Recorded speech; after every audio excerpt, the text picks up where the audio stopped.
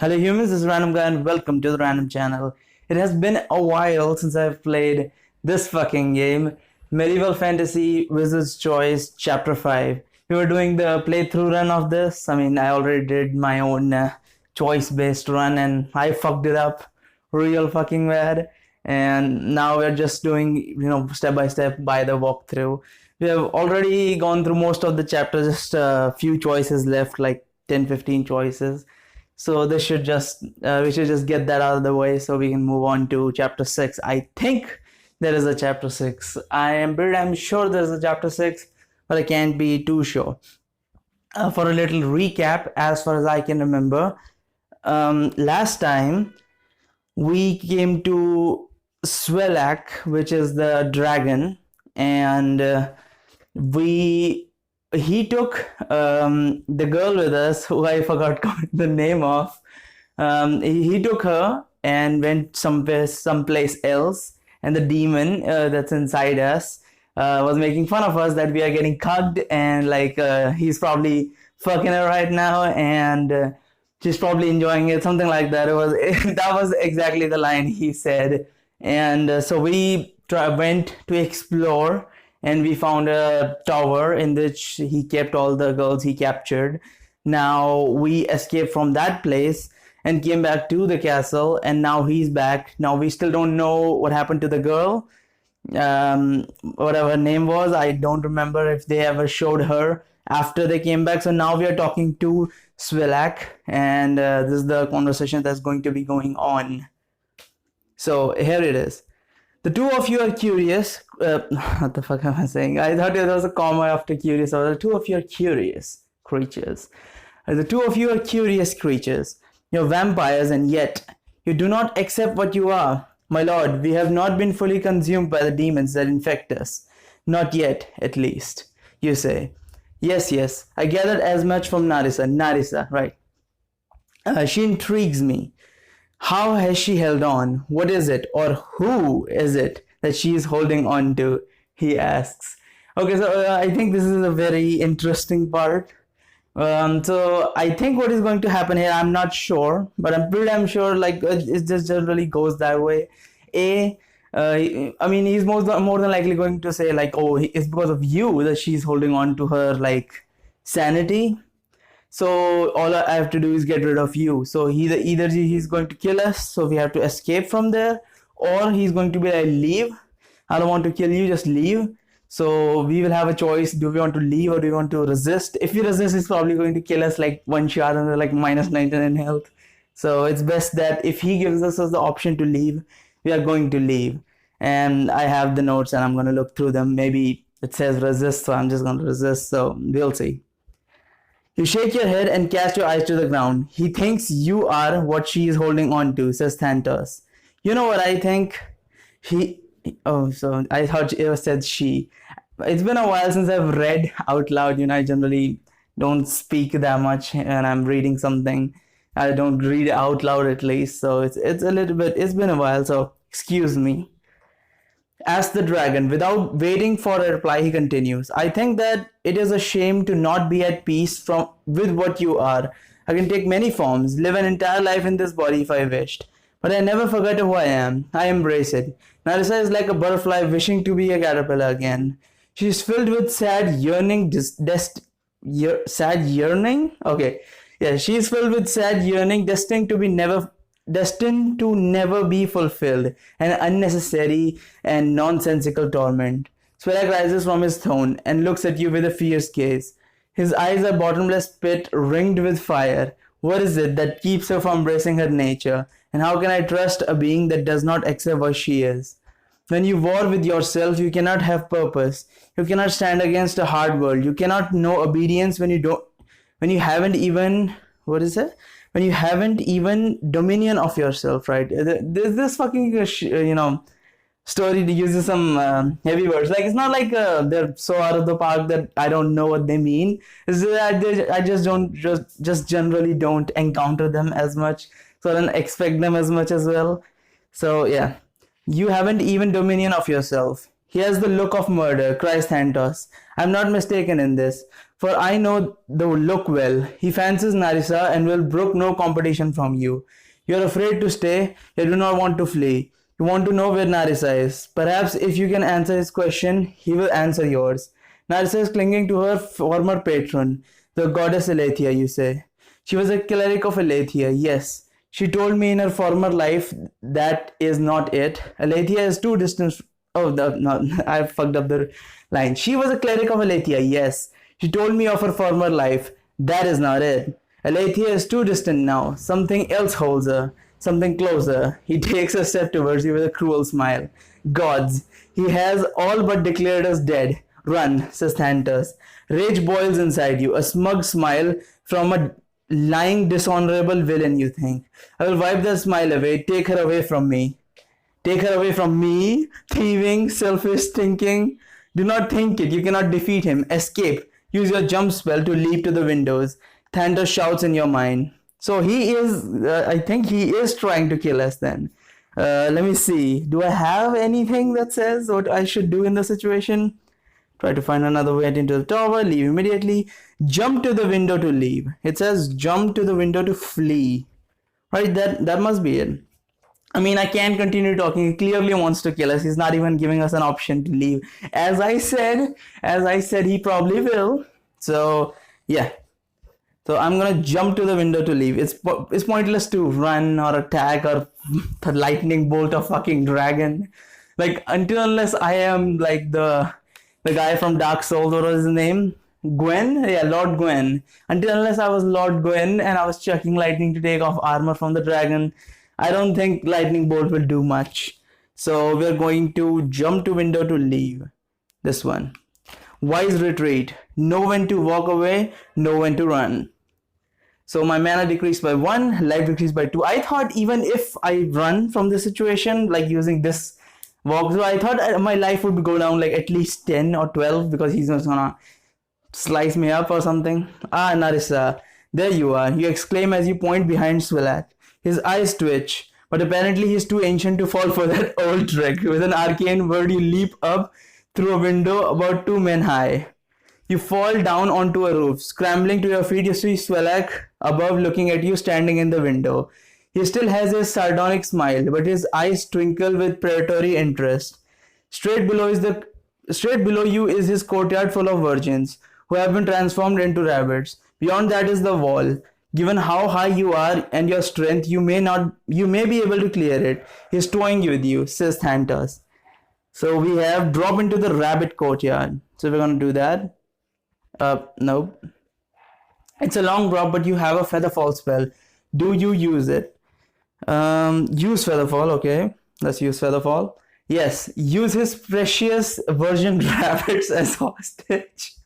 Hold on, this is something that I was always confused about. I thought so he has 3 types of virgins, right?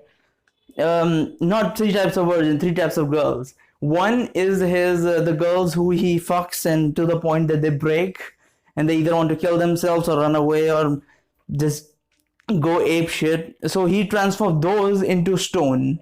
So he just uses them as like statues, right? There's the other girls that are alive and well in the tower that he just keeps around to fuck on a later date, I guess. I mean, he does fuck them. He does he eat them as well? Does he eat them and at a later point? He might. I'm not quite sure. And other than that, there is this rabbit versions, which I don't really understand that one. Like how does that work? Like, so he takes virgins and then transform them into rabbits, and then what? Does he like eat the rabbit or like use them later by retransform them? I'm guessing the most logical outcome in this situation would be that these girls were like from the start were just being too defiant, so he transformed them into rabbits, and while they're transformed into rabbits, they are still, you know, virgins and girls, and they still have their consciousness, so they're stuck in a rabbit's body. So he leaves them for like a year to just like suffer in a rabbit body from like a small not human body, just, you know, eat grass and shit. So when they know like, oh man, this is a horrible life, so might as well just, you know, get fucked by a dragon or something. That sounds like a bad Skyrim mod, getting fucked by a dragon, or a good one, depending on what person you're asking. Whatever. Yes, uses precious virgin rabbits as hostages. His Thanatos. It sounds like a preposterous plan. Bizarre. If taken out of context, yeah, that certainly it sounds bad out of context. But there is sense to it. After all, you may not be able to harm the dragon, but the rabbits certainly are vulnerable. You dive off the roof, cast feather falling just before landing, righting yourself and floating to ground like a feather. Right. Perhaps Svelek has guessed your intention with the rabbits because you hear a roar by the time you look up. He has transformed from man into a massive red dragon. Fire escapes his mouth and you briefly wonder if you would have been fired already if not for all his precious rabbits hopping around nearby. Swiftly you gather up 2 rabbits, one in each hand as Svelek lands. I will kill them, Svelek, you threaten. Dragon tilts his head and regards you. I don't think he cares much about the rabbits. I mean, he can get more, probably. The dragon tilts his head and regards you. He's all scales, teeth, and dragon, so it's hard to tell. But there might be an amused smile on his face. All I want is my life and for you to free Narissa. You say, "Oh, is that all?" Svelek says sarcastically in a deep rumbling voice. You make threats and demands in my own castle. He should have said like, you make threats and demands to me in my own castle. I mean, yeah, that's a little bit, just take it out from JoJo. That's how it would just work. You gave me your oath. Is this the sort of service you pledge yourself to? You're going to destroy me, you gasp. The dragon regards you for a moment. Even from several meters away, his breath is so hot that you choke. Then the dragon laughs. I will not bother to lie to you, vampire. It is true that I did intend to end your tragic existence in this world. However, I think you have proven yourself slightly more clever than I expected. I may have a use for you after all. Where is Narissa? You demanded. She is safe, he says, pointing his long dragon snout at a stone virgin in the courtyard, locked away in a place you cannot hope to find. Snout at a stone yes, he says, pointing his long dragon snout at a stone virgin in the courtyard, locked away in a place you cannot hope to find. No, hold on a second. So he pointed towards a stone virgin. So I was like, okay, so she's been turned into a stone virgin, right? Oh, so he has stone virgins as well?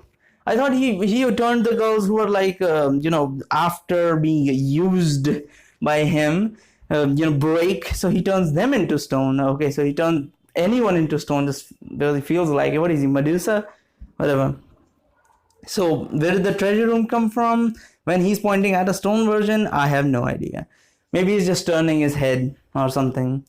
His treasure room. Is she a statue atop one of his gold mounds of gold? You wonder. In a flash, you remember seeing a belt of keys hanging from Svelek's belt before. Perhaps those will unlock whatever chamber holds Narissa.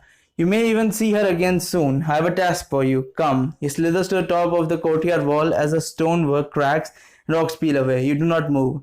You think you can stand in my courtyard threatening my rabbits all night? I will kill you all before I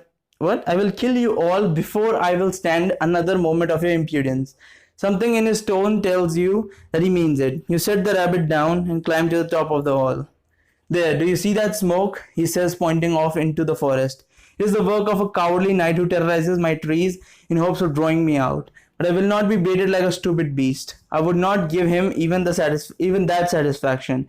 Instead, you shall dispose of him for me. You may drain him of blood, or do what you like with him, as long as you bring me his head. A dragon slayer, you think. Perhaps Svelek is not as invulnerable after all. Bring me his head, and you shall see your precious Narissa again. Or perhaps I will even give you a peek at the book of mine. At that book of mine. He knows.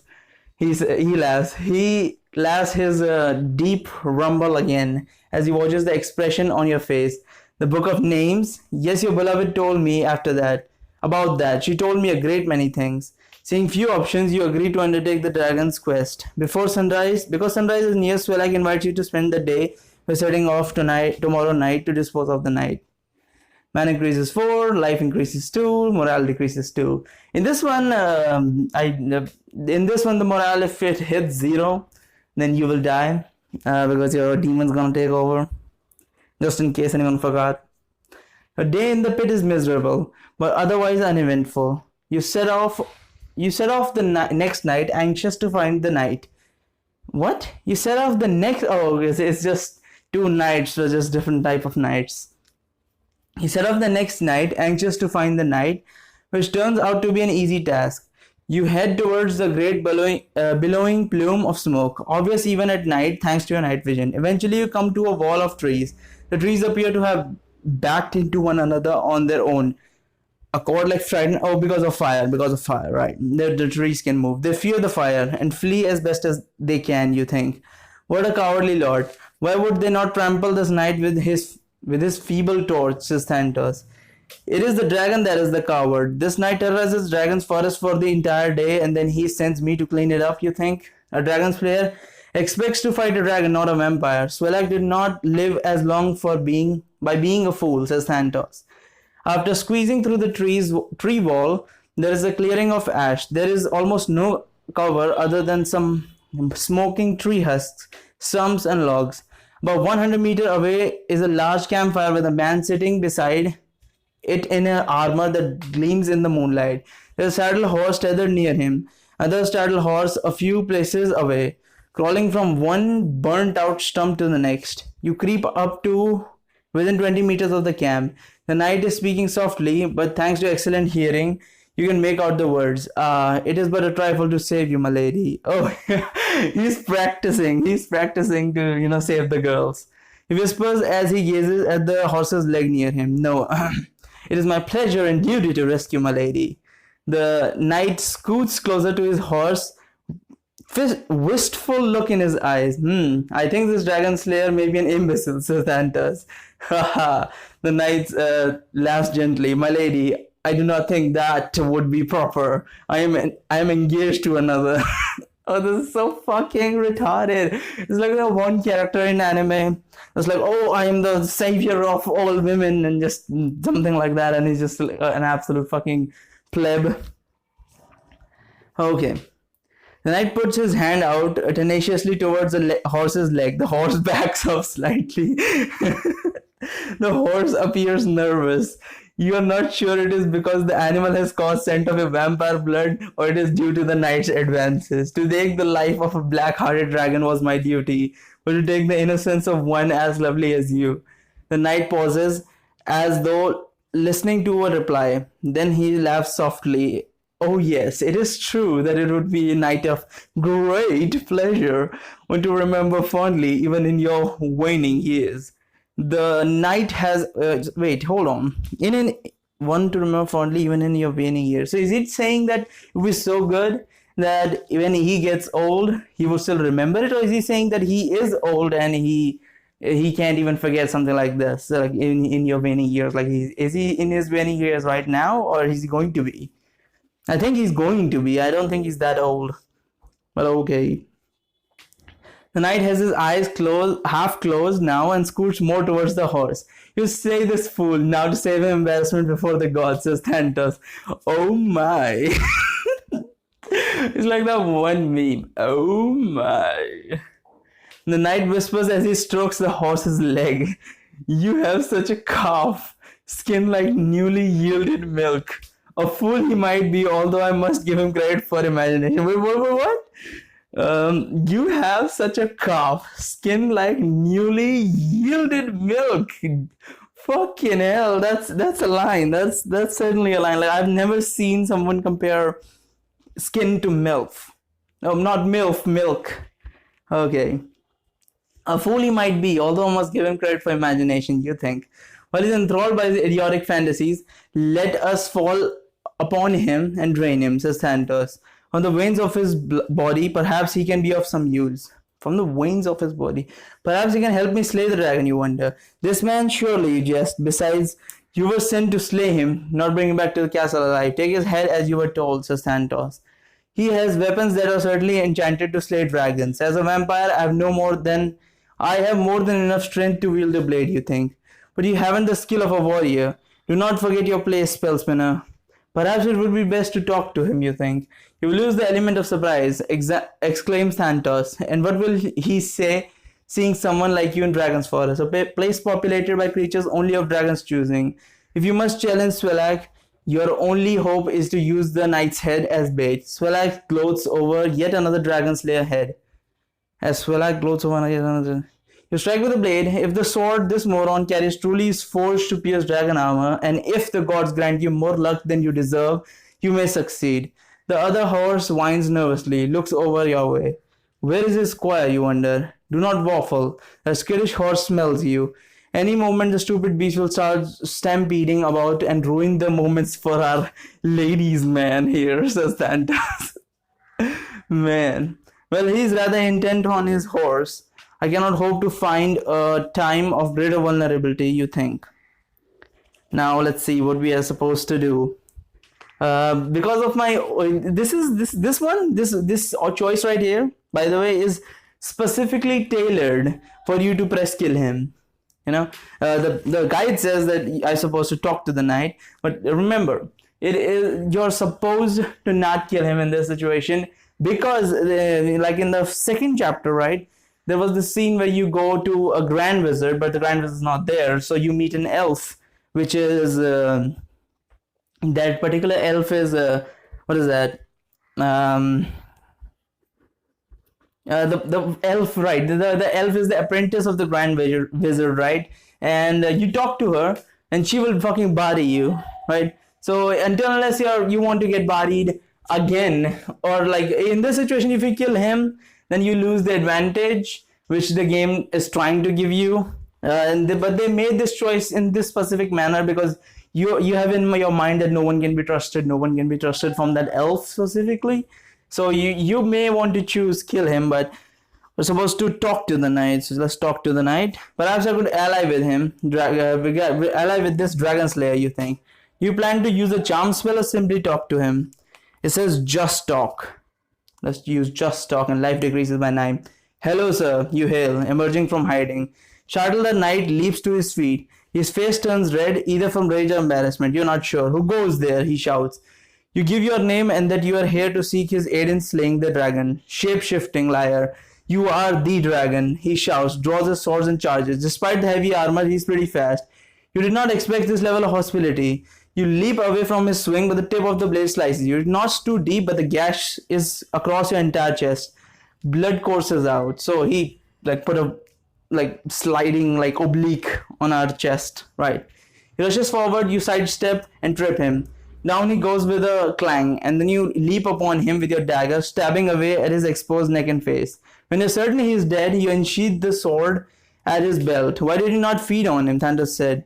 He was dangerous. I would not have him disembowel me with his blade as I drank. You answer.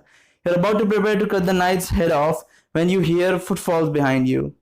You turn to see a broad-shouldered younger man wearing plate mail armor, carrying a beautifully carved longbow in one hand and several dead rabbits slung over his shoulder. His eyes widen in surprise seeing you, and then with amazing speed he has an arrow notched and the string pulled back to his ear. Surrender. Lay down your face. Lay down upon your face. I was like, what the fuck? I thought he said lay down your arms. I just straight up read it and ignored the middle words. Do not be cowed by this boy, says Thanatos. Show him what real power is. I would rather not lie down on your face. You would rather not lie down on your face because that would definitely put you in a disadvantage if it came to a fight. On the other hand, this young man is not giving you much of an option. Escape doesn't seem viable since you are out in the open.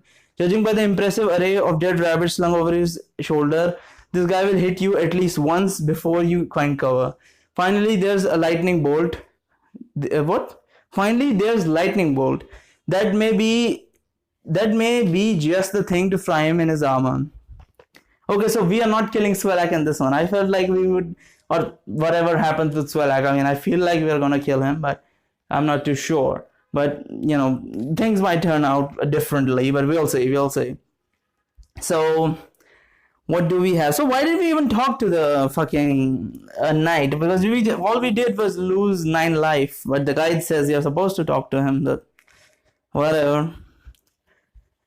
Okay, so it was completely pointless. Like, what was I rambling about? So the knight, it was correct. Do not trust anyone then. Fucking hell, that's come on now. But okay. We have finally there's lightning bolt. That may be just the thing to frame in his armor. What do? Dr. Knight just talking, speak to him. It again says speak to him. What the fuck is this? Alright, let's speak to him. Spelak will kill me after giving the head of the night, you think? I think if I have any hope of defeating Spelak and getting Narissa back. Do not shoot. You say putting your hands up like you wish. Like you, I wish to slay the dragon. The man narrows his eyes. You wish to kill the dragon, and what have you done with Sir Filcher? You glance down at the corpse of the knight. There's blood in his arm twisted under him at an unnatural anger. Allow me to explain. The dragon captured a woman I care about. He told me that the only way I could see her again is if I slew this knight. You straighten your back and look the man in the eye. And so I did. I would kill an army of men to save the one I love. But I know the dragon is treacherous, so with the corpse of this unfortunate man, I will draw the dragon to me. And as he gloats over the body, I will use the dragon slayer's blade to send Spelak's dark soul to the abyss. That man stares at you for a few long seconds in silence, his finger trembling ever so slightly on the taut bowstring. Isn't it like drawn bowstring? Is another word for drawn taut? I have never heard of that. I have never ever heard of that. Like a taut bowstring. I've seen a drawn bowstring, but okay. Spelak sent you to kill only the knight, Sir Fletcher, not his squire also? Sir Fletcher, sorry. I was not told his name, only that I was to kill the dragon slayer. He was burning the forest, he mentioned nothing of a squire. They never do, the man mutters. Then as though he had forgotten you for a moment, he refocuses and asks, how can I trust you? You think for a moment and then shake your head. I do not know. I only know that you can either trust me together as we have a chance of killing this monster, or you can shoot me and turn back, for you cannot hope to slay this monster on your own. He stares at you for a few more moments and seconds, then lowers his bow. This woman, what is her name? Narissa, you breathe. Palena is the name of the one he has. Palena is the one I am wed to. I am to wed, he says. You grin without humor, without showing your fangs. It would appear that Spelak has a habit of making enemies of men this way. And so the two of you swear an oath to work together to kill the dragon. Richard, as you find out, is the name of the squire. Does not seem too cut up about you killing this patron. Hold on. Richard, as you find out, is the name of the squire. Does not seem too cut up about you killing this patron. His knighthood was from birth, not merit. He was fast with a blade, was otherwise feeble-minded, dangerous, and never chivalrous. I was always having to save him from his own foolishness, while he nearly killed me more times. Bah, it is bad luck to speak ill of the dead. Let us just say that he died as a knight should, with his armor on, says Richard. And he will serve one last grim use. He shall be our bait, you say. As the two of you drape Sir Fletcher's body over his horse and lash him down, you tell Richard of your magical power, but leave out your vampiric nature. He has obviously known some wizards because he asked you rather informed questions about your spells. Yes, when I first laid on you, I knew you were a spellcaster. There is something in the way your kind dress and carry yourself. ... Right. In any case, I thought you may be the dragon himself, but then I saw Sir Fletcher's blade did not glow, or nor did mine. Richard says, patting the sword at his belt. His blade is so enchanted against dragons that it even warns when one of the monsters is near, you think. No wonder Sir Fletcher was so complacent near his fire. He expected his sword to raise the alarm. Your invincibility and illusions will not be very useful against Spelak. The dragon's sense of sight and smell is so great that such tricks have limited effect on him. Yes, they have keen senses, and dragons are magical beasts, which gives them a certain level of resistance to spells. I will strike the dragon as best as I can, however I expect it will be you and your dragon-slaying weapons that will cut the deepest, you say. Aye, thus we will need complete surprise, if you are to have a glimmer of hope for victory. I say you carry Sir Fletcher's body straight into the castle. I will trade behind by a few hundred meters and sneak in after you. There, in the dragon's own hall, when he is most complacent, we will strike him down. Complacency is a fine weakness to exploit, but simplicity and expedience are good qualities for a plan. Expedience. I don't remember what that means. But simplicity and experience are good qualities for a plan. Okay. I thought perhaps we could just ride to the top of one of these hills. You take your time setting up an ambush after which I will display the knight's body. With any luck or keen eye, monster will come to us. I presume your bow is made to kill the dragon as well as your blade. As well as your blade. Why am I fucking up the line so much? Richard nods. Although I have slain dragons, each is different, and you have actually spoken to the beast. I leave it to your judgment. What do you do? I don't think, me personally, I already know this says that I should ambush him on the hill. But this is one of the things that, they say, do not challenge someone in their own castle, like thing. I read a lot of manga, and there's generally a thing where they go like, oh, you're gonna challenge the demon king in his own castle. You're just courting death at that point. So I think it's best to ambush on the hill, and that's what the guide says as well. So you're gonna ambush him on the hill.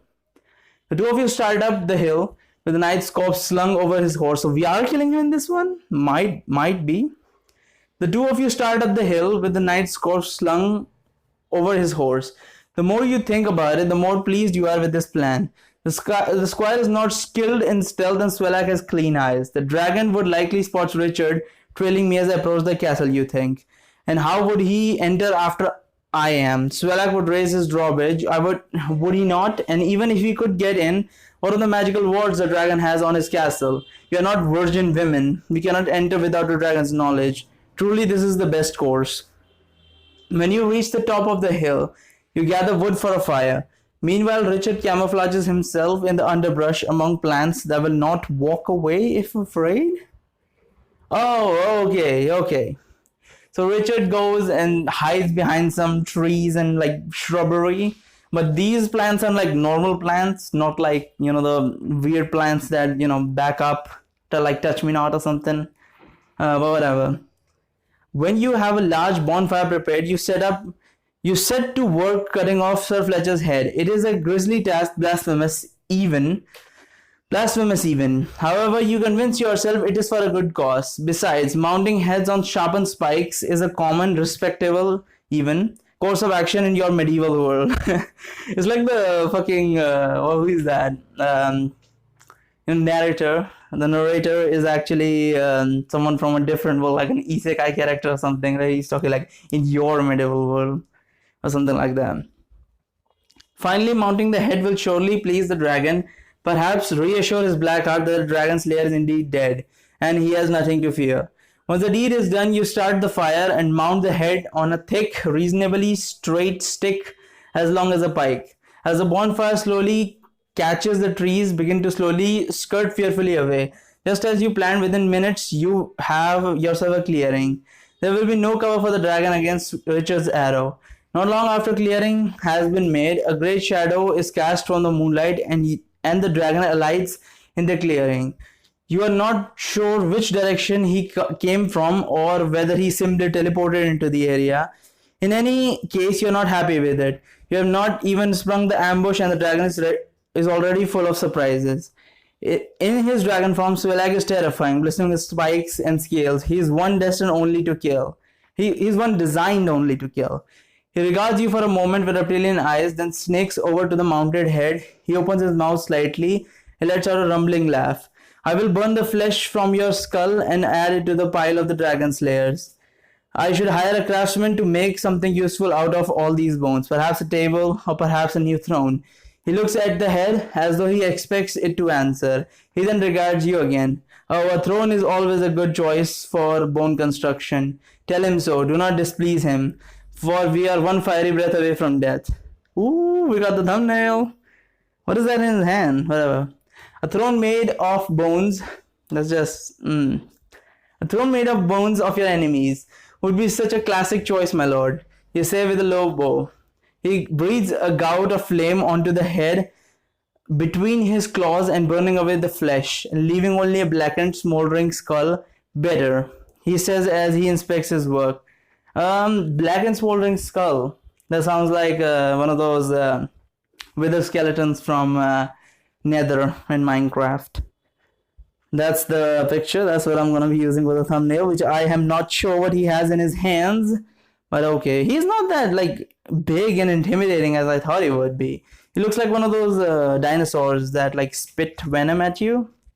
Yeah, he looks like that, but nothing that dangerous. I mean, they pictured it like it was Alduin or something, but he doesn't look that intimidating. But he is a dragon. I can see that he has four limbs and wings separately. He's not a Varan like the one in Game of Thrones.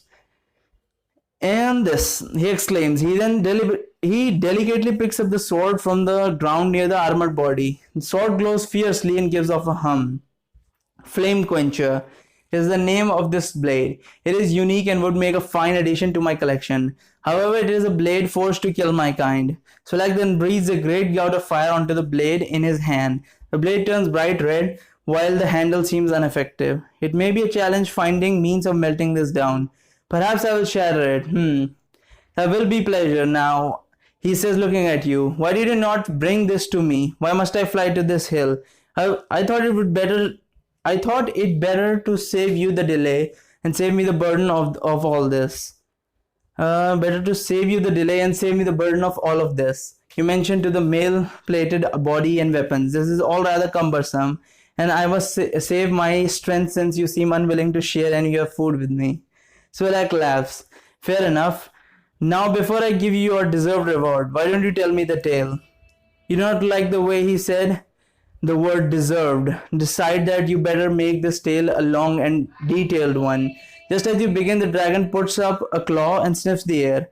Was there another with him? A squire, perhaps? He sniffs again. The dragon drops the sword, snarls and dodges as an arrow sinks into his chest. He looks into the forest for Richard, but there is no sign of him. He has hidden well. The dragon, however, seems to have locked his gaze on something in the forest. He crouches deep as though he's about to leap. Flee, shouts Thanatos in your mind, but you ignore him. Flame Quencher, the magical sword at the dragon's feet, certainly is the most effective weapon against a dragon and your hand. What? Against a dragon at hand. But you are no warrior, and if you go for it, dragon may guess your intent and you will be right under his jaw. Another option is lightning bolt. Fire will not harm a dragon like Solag, but lightning may. You are a wizard after all. Another option is to use a jump spell to attempt to leap behind the dragon and then use another leap spell to get on his back. Finally, you can just wait for a moment to see what the dragon's next move is. But how many moments will Richard have? So we have lightning bolt that we're going to be doing in the next one. We obviously can't delay or go for the sword because I'm not a warrior, because I've tried them multiple times. You just end up losing a bunch of life. Why is my feet numb? I'm standing up. Okay, that's weird, but okay. Lightning bolt then. 4 mana. I have 12 mana after all. Mana decreases 4, life decreases 14, morale increases 3. The lightning bolt strikes the dragon right in the middle of the chest. He roars in what you interpret as a surprise and pain. Unfortunately, his roar then changes to one of fury. You run and dive into the forest for cover, just as an overpowering blast of fire envelops everything. Whoosh! You are on fire, and in such pain that you fear you may be literally melting in heat. You get up and run out of the inferno around you, and then roll onto the ground and drop to the ground and roll to extinguish the flame. Many of the trees move slowly away from you with a great creaking sound. Take your bearings. You can see that you were thrown completely out of the field, and you had been fighting the dragon in. You know that if you have any hope of victory, you're going to need to help Richard. Running back to the field, you see the dragon is now strafing the forest where Richard had been hiding with fire. The dragon has his back to you, at least for the moment. As far as you can tell, is unaware of you. The sword quench is unguarded. On the other hand, you may be able to catch the dragon off guard with a swifter attack. It's a bad idea to go for the sword, ever, as a fucking magician. Or at least the way this game goes. So we have a lightning bolt again. Alright, sorry, I had to take a break. I just had to do something. The dragon's back turned, a lightning bolt is perfect. Run out into the clearing to ensure a clear and close shot, and you blast him right between the shoulder blades. The dragon roars in pain and fury. He then takes to the air and streaks towards you, his mouth agape. Your guess is that he's going to breathe fire. That's what you would do. That's what you would do. I should really work on my reading. Okay. And this time we're going to lightning bolt him again for the last time. Mana decreases 4, life decreases 12, and morale increases 4. Your lightning bolt and the dragon's breath come at nearly the same time. You aim your fork light for his left wing. The bolt shreds the webbing and splinters bone. The dragon plummets to the ground as gouts of flame wash over the ground. You dive to avoid the fire and avoid the worst of it. Nevertheless, you feel terrific pain as your back is charred. You roll onto the ground and see the dragon rise up, battered but furious. Okay. Just then an arrow plunges into the monster's eye. He screams in pain and thrashes for a moment. Then he transformed into a man. As you gain your feet, you see Richard, who has thrown down his bow, charging out of the forest with his sword. Swelak is waving his hand as though casting a spell. In a flash of insight, you are sure it is a teleport spell. He wishes to escape. Before he finishes the spell, Richard slashes him with his sword. You join him as the two of you stab and slash until you are both exhausted and covered in gore. You look over at Richard, whose plate mail armor is dented and blackened by fire. Gods, you fight well and with spirit, Richard exclaims. I would have perished for sure if it were not for you. That fiend had me pinned down. What a monster, far worse than any of the others. Dragon Slayer, yeah, now that's what I'm talking about. Trumpet sounding, you are a legend, okay. You did a good thing today. You and I, you say. Now let us be on our way. I will not be satisfied until I see Narissa safe. Well said. I will see Palena too. God's willing. Wait here as I fetch the horses, says Richard. You will fetch the horses? Excellent. You slay the dragon. Now you have a squire of your own, sneers Thanatos. It is not what I gain. It is what I will lose that in what? It is not what I gain. It is what I will lose. It is what I will soon lose that interests me, demon. The book of name is within reach, you say. You will never find Swelak's treasure, and if you want your wench back, you slice open the stomach of the beast laying there, says Thanatos. Before leaving, you search Swelak's body. On his finger is a great ruby ring that seems to glow ever so slightly. There is a medallion, probably magical, potions and keys. You take it all. You and Richard gallop the horses as fast as they take you. The drawbridge is up. Richard sighs. You are prepared for this, he says as he rummages through one of his saddlebags and pulls out a grappling hook with a rope. Who goes there? Shouts a woman's voice. Another female voice calls out. Not cross the moat. We shall rain arrows down upon you and pour scalding oil down your head. You look up to see a big blue eye through an arrow slit that you suspect may belong to a pretty young face. The virgins. The dragon's power is broken. What was stone is now flesh, you say. Richard laughs. The dragon is slain. They have come to escort you back to safety. After several minutes of fumbling behind the wall, the drawbridge is finally lowered. The portcullis is raised. Your reception is a hero's dream. The two of you are nearly trampled by grateful young women. Through the blur of kisses and hug, you look for Narissa. However, soon the scent of your much delicious blood begins to intoxicate you. You kiss one of the women's back, then another. The third one, you kiss longer. Yes, take your reward, shouts Thanatos in your mind. Perhaps if Thanatos had shut up, you would have gotten what he wanted. Perhaps he had not reminded you of his demonic presence. You would have lost yourself in the moment and turned this happy moment in one of a carnage and terror. Narissa, you call. Have you seen a tall blonde woman with large bat wings? You ask one of the two women. She just laughs. How funny you are. She kisses you. Take that one, just one, urges Thanatos. Take her somewhere away from the others. You break free as gently as you can. I must find my lady, you say. Yes, you must, one says. We will help you. Tell us where to look, and we have searched for other survivors. There's a door below that is locked. Of course, you exclaim. Start running for the throne room and the stairway. This is not going to end well, is it? You notice that the throng of women crowding around Richard is even larger and more enthusiastic than yours had been. You have always prided yourself at least reasonably handsome, but you figure out you cannot compete with the armor which has been blackened and dented. No doubt only adds to the allure of a man inside it. Gods, next time I'll cloak myself in an illusion of armor. It is not enough to be a hero. You must look the part, you think. Oh, that's good. When you enter the throne room, you look up furtively. I mean, I know the term, like, I don't know how to pronounce it though. Furtively or like furtively. I'm just gonna go with furtively. I've heard the term and I've seen it used, but I don't know the exact meaning of it. Furtively, I think it's like hastily, I think it means. I'm not too sure. Furtively at the throne, half ready to see Svelak there. You hurry through the room, down the hall, the stairways beyond, and the stairway beyond to the great iron doors. You pull out one of the keys, try them one by one. A long golden key fits, the door swings open. A long golden key fits, and the door swings open on their own accord.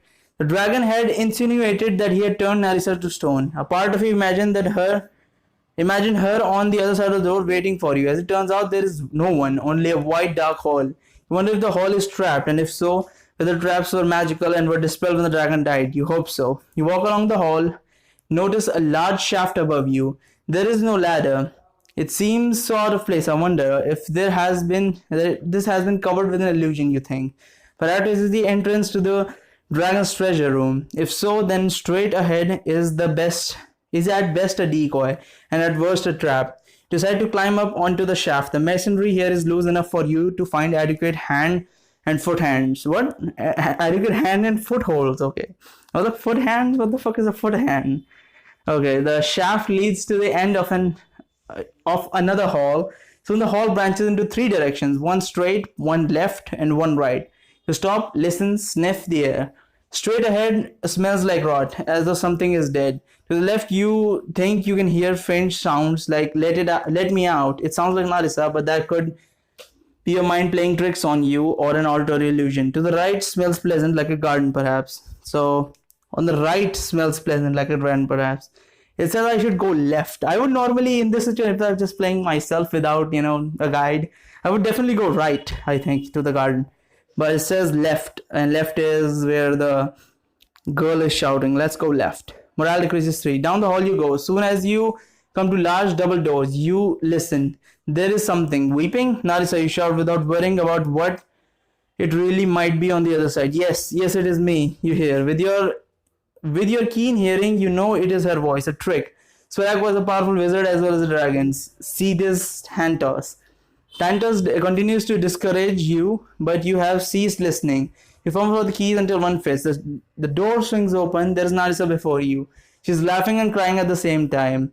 Since my morale decreased 3, I'm sure, like, that's not, Narissa probably an illusion or something like that. Okay, Narissa. Okay, hold on. The door swings open, then Narissa is before you. She is laughing and crying at the same time. Narissa, you were going to say, where are your fangs? The Narissa embraces you tightly and kisses you on the mouth. Gods, thank you, you think. And then Thander shrieks in rage in your mind. You savagely push Narissa back, double over and fall to the floor. You are mine, I will destroy you. Thander screams, but when you recover, you feel dizzy. And then Thander shrieks in rage in your mind. You savagely push Narissa back, double over, fall to the floor. You are mine, I will destroy you. Screams Thander. Thander screams. When you recover, you feel dizzy. That attack must have taxed the demon within you mightily. Narissa, you smile. You are human. She smiles back and then takes a step back, perhaps remembering what you are. And soon you will be too. Behold.